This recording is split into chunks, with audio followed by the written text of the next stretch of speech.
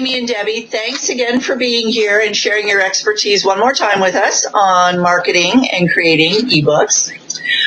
In our last video, you had given us some great tips on how to start getting reviews on Amazon, and you said that was the best first step in the marketing process. So if I've got my book up on Amazon and I'm starting to collect those reviews, what would be the next thing I should do in the marketing process? Well, one of the things you can do is Amazon has their Author Central page that they provide for authors where you can put in your blog and any videos and some of your social media information. So getting together the basics of what's often called an author platform is a great next step.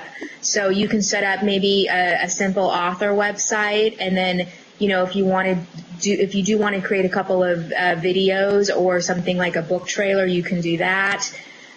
You can set up your Facebook, maybe a Facebook page or a Twitter account for that. And there are some pros and cons whether you want to keep everything branded to your name or if you're using a pen name. But without overcomplicating things, just getting a simple blog set up either to highlight your book or to highlight you as an author, and then you can put that into the the Author Central information. And then as you continue to market your book, you can decide, okay, I want to have a Facebook page for my book. You can make those decisions a little bit later down the line, but once you have a blog, then that can be like your control center where you can put in your updates and then they can get, fed to other outlets. So that's a great way to get started. Yeah, we always kind of say there always should be a home base. Like choose the place where you want to kind of live and store all your content. And one of the things that you want to actively be doing along the way is always providing additional content about your book. And this will work whether it's fiction or nonfiction. Like if it's a fiction book, even a kid's book, you could write little tidbits about, what inspires you or what you're working on now. Because when you make these connections with your fans, they're going to want to know all these things about you. So like Amy said, starting very, very simple, because book marketing can, you could find an article or a report of 100 ways to market your book. And this could get very, very overwhelming. So you want to start really, really small with the basics. As Amy said, we definitely would start with a blog. And then I would say, if you were to do, 3 top things right away, right after you got reviews, it would be number 1, blog. Number 2, can't see my fingers. Number 2, Facebook page. And that's really, really easy to set up, and it doesn't take very long at all.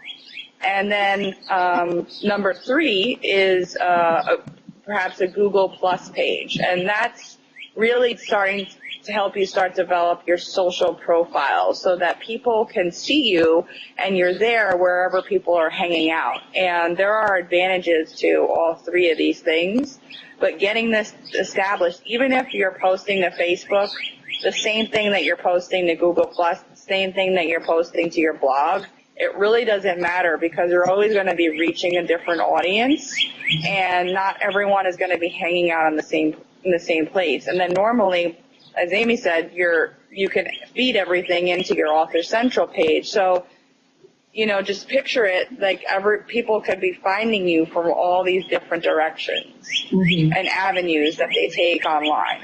So that's kind of the goal here, is really to start simple, but start very strategically in the most impactful ways, which is blogs, social profiles like Facebook and Google+.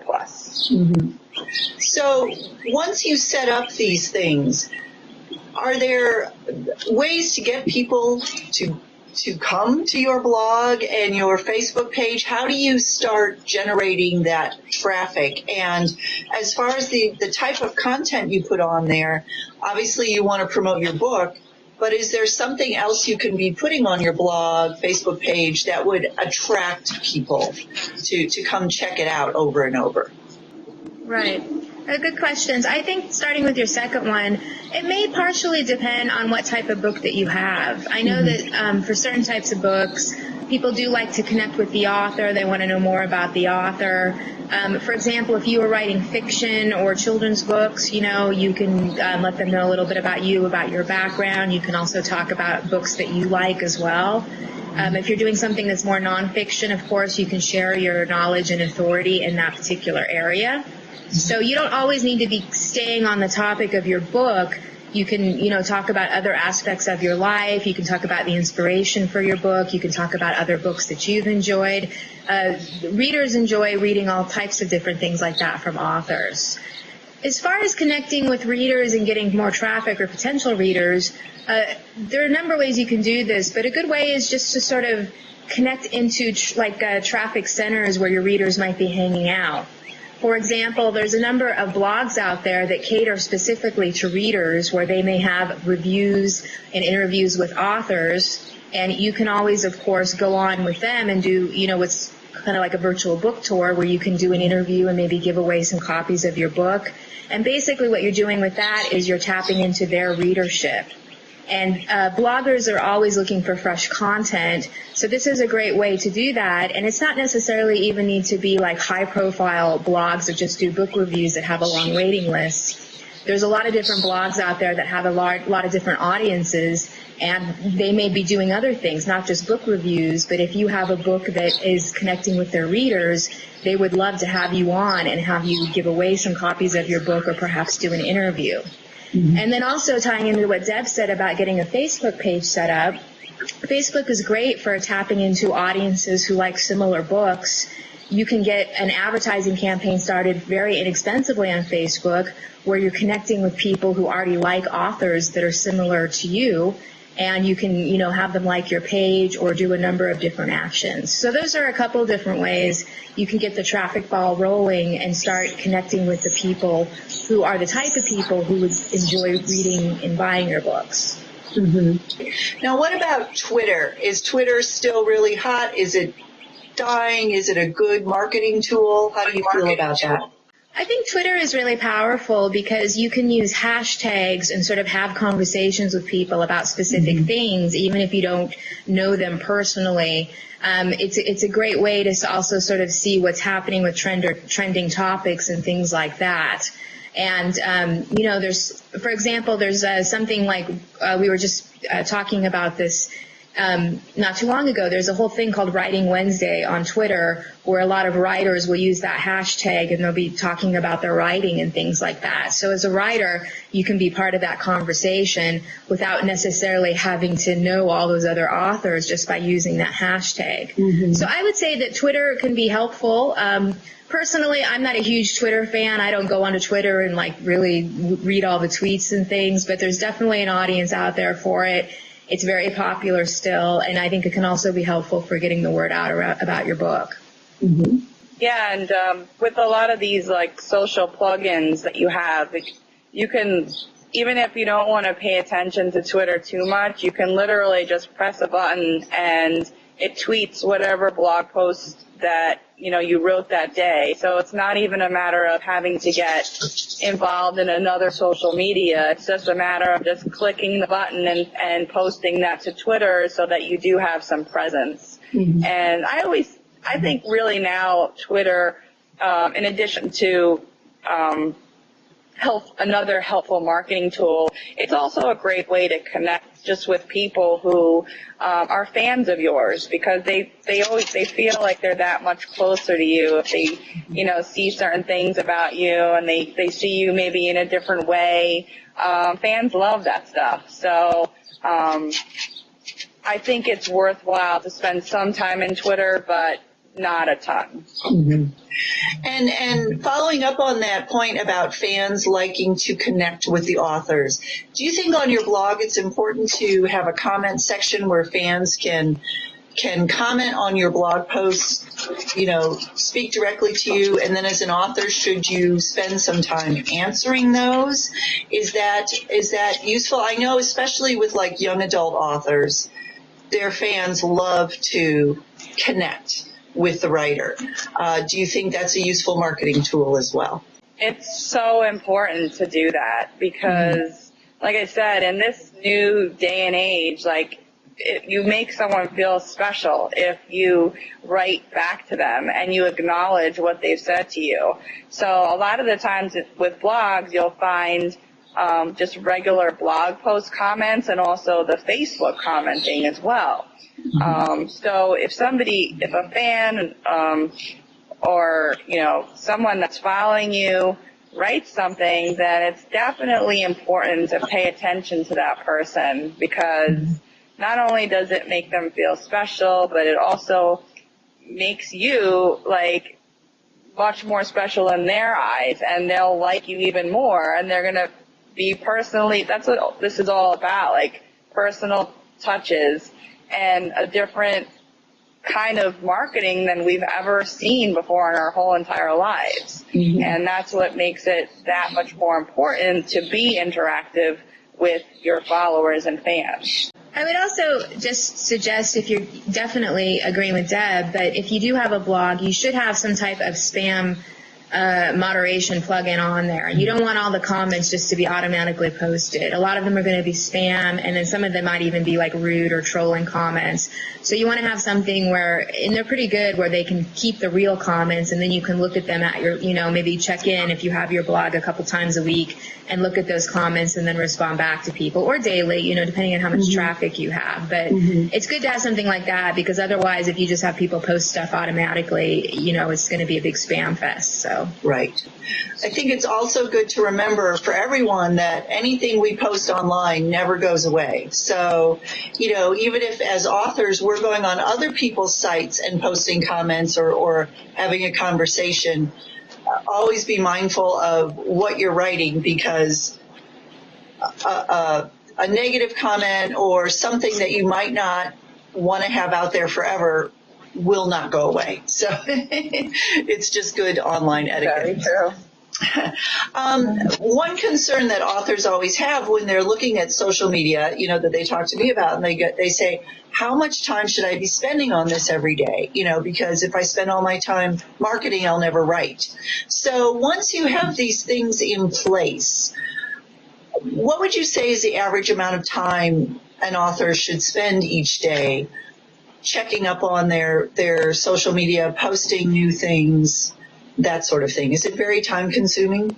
It's only as time consuming as you make it, So if your book marketing should be something that you should be scheduling in your to-do list. Whether it's you doing it or you're hiring somebody to do it, it needs to be done. But definitely, market with a purpose. If you're going to do a blog post and you write 500 words and then you share it to Facebook and you share it to Google+, maybe that's half an hour of your time. And then maybe you do some follow-up later on if you got any comments or, any feedback from people. But it's definitely something that you can't just, set and forget. It's something that you should be actively doing and probably on a daily basis. But remember, you can always outsource that as well. Outsource any writing, outsource any sharing, automate your sharing with tools like Hootsuite, things like that. But it definitely needs to be scheduled. Right. And I think it's just getting into the mindset now that being an author means more than just writing your book. I think these days the whole term author also has to encompass that marketing. And I think once you embrace that, half an hour a day is really not that big a deal. If you think of it as part of your career as an author, it's just another piece. All right. Well, any final great words of advice that you have for marketing or anything else in the whole book creation process that you want to share with us? One of the the next steps, since we are talking about that from the previous interview, is first getting reviews and then getting marketing, would be connecting with other authors, in your niche. I did do a nice presentation on that. We have a Deb and Amy's Insider Club, which I believe a link will be right underneath this video. If you want to check that out, we have like all kinds of great things available inside of our membership club, and one of the things that we're doing is a live presentation each month, and the one that we did last month was all about connecting with other authors and how other authors in your niche, and not really seeing those authors as competitors, but as seeing them as friends and people that you can do business with, and how to exactly approach those other authors in the correct way. We also talk about how to not approach them in the incorrect ways. So that might be a nice follow-up to this conversation. Okay, terrific. That sounds great. Do you have anything to add, Amy? I would just say that, don't get overwhelmed. Keep some checklists. If you do decide to try something and it doesn't work, keep a note of it. Don't feel like you have to do all the marketing tools and use them all at once. You can just do things one at a time and see how it goes. Well, thank you both again for your time. And I also wanted to remind people that Amy and Debbie have a lot of really terrific products on their site, amydebcreations.com, to help you with the whole book creation, marketing, list building process. So don't forget to check those out as well. And we look forward to our next conversation. So thank you very much. Thanks. We do too. Thank you.